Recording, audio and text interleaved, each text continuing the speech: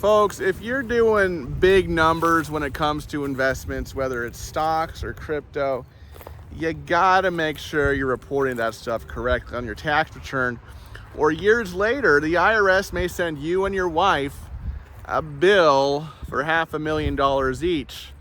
That's what happened in this situation here. I'm not gonna read the whole question, you can see it on screen. But basically, these folks filed their 2021 tax return, and apparently they didn't report their stock sales correctly. Their proceeds, how much they sold their stock for, was something like $900,000 and some change. But their actual gain, their actual net profit on their stock sales, when all was said and done, was only about $170,000. And they had already paid the tax on that back in 2021, or maybe 2022 when they filed their return. Well, come to find out, the IRS thinks that they actually made $900,000 in stocks on their stock investments that year, not just $170,000, hence the $500,000 tax bill. What do? Now, this might seem like a simple fix. Just tell the IRS that, that you actually paid some money for those stocks, you had a cost basis in them, and that your proceeds were $900,000. Now, this sounds like a simple issue, but here's the complication. When you file that tax return, now if you look at the signature line on the tax return, you're signing that tax return under penalty of perjury. You're saying that, hey, based on the best of your knowledge, this tax return is true and correct, and I'm signing this return based on penalty of perjury. Well, that's kind of a big deal. We might not think it's a big deal because, we file our tax returns every year, but it is a big deal. So you essentially filed a tax return saying that you thought was correct under penalty of perjury, but now the IRS kind of caught you here and said, well, actually, this tax return is not correct, and we're going to hit you and we're going to come after you over this, okay? So what would typically happen in this situation? They'd send you a CP2000 that, if not adequately responded to, a CP3219A that, if not adequately responded to, a CP22A after the tax has been assessed. And then it'll go down to all the way down the line, a series of collections notices. And next thing you know, just like this guy, you're looking at a final notice of intent to levy for $500,000. Okay, once it's in, and it sounds like this guy tried to fix the issue himself before. It sounds like it. But by the end of it, he kind of realizes, hey, I need to hire a professional here. You can see at the end there, he says he's going to go talk to a CPA tonight.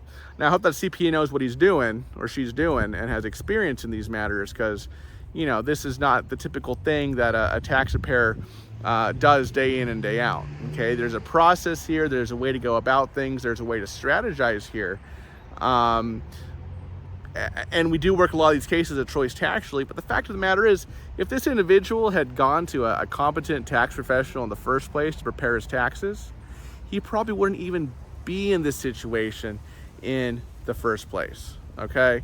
That's the fact of the matter here. But given that he is in this situation, we would basically relentlessly pepper the IRS with letters and responses, and probably file an appeals request here, do everything we can to stop collections, right? Because just imagine if the IRS started going after this guy tomorrow for $500,000, right? Now, I don't know a situation, maybe $500,000 is not a lot to him, but it sounds like, based on the fact that he's asking this question, that it is.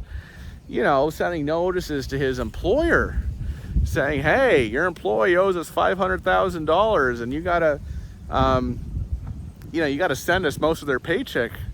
I mean, what's the employer going to think? Even apart from the money there, what's the employer going to think about that, right?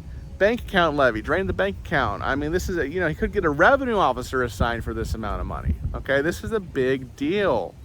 The first thing you got to do in a case like this is get in there, stop collections, right? If he's still within that CDP hearing time limit to request a CDP hearing here and tell an appeals officer what's going on, do that. Right? Do that. And in the meantime, hopefully you've gotten kind of your act together to kind of, what I would, in this case, I would prepare a brand new tax return, a corrected tax return, that you can show that appeals officer, well, this is what's actually going on here, right? It sounds like, it sounds like the tax has already been assessed. You may have to do an audit reconsideration. An amended return might fix it in this case. Although we've seen cases where an amended return didn't work, and you might have to do an audit reconsideration request here. okay?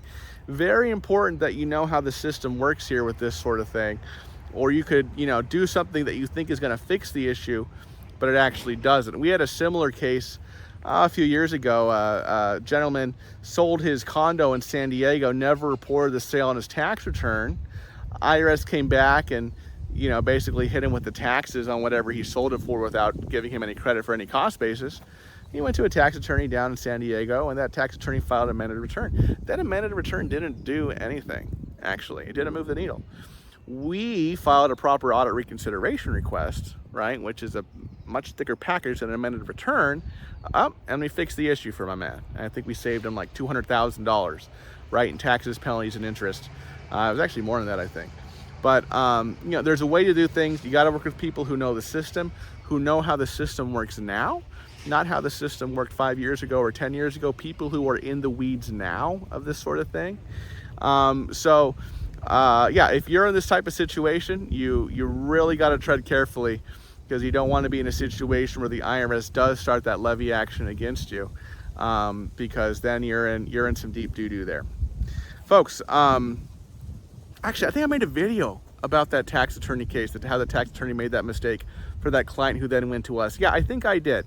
That video should be popping up here on the side of the screen for you, along with another tax relief related video for your education and enjoyment. I'm Logan Alec. I'm a CPA on Choice Tax Relief, and I'll see you in the next video, folks. Bye-bye.